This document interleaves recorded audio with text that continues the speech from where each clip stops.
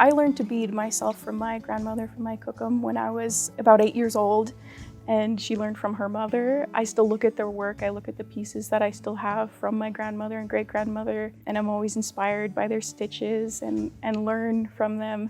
And I just value that knowledge and how it's been passed down to me so much. I want to continue to pass that forward if I can. The main piece of the show is a collaborative beaded quilt. So it's made of glass and plastic beads, contributions from over 50 different people, as well as tassels that are made of cotton thread and antler and different found objects.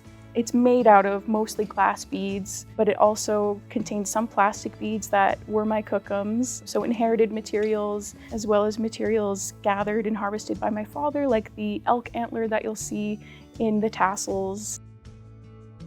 So we did 6 different workshops over the course of 2 months. And as they went, slowly contributions started rolling in. So I just slowly started sewing them together into bigger and bigger pieces and kind of jigsawing them into the final piece. And then I sewed actually a kind of a border piece, which is out of wool, and attached the tassels to that.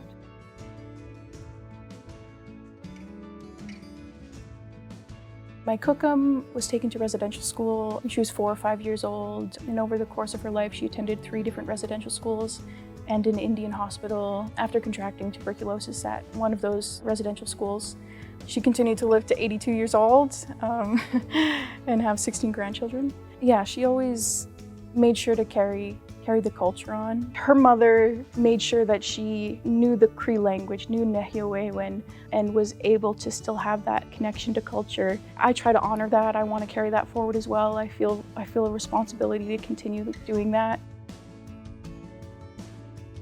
Beading is like spending time with ancestors. I definitely feel connected to my ancestors when I'm sitting and beading. And when I'm lucky enough to have a piece that's kind of an heirloom piece like the bag in the show, then that feeling is just enriched. I have the actual physical object I get the honor of spending time with and kind of repairing and cleaning and adorning and really just caring for these objects that are so important to us. So, Kinana Skomitinoa, thank you so much to all of my participants of any of my workshops and anyone who contributed a piece to the collaboration.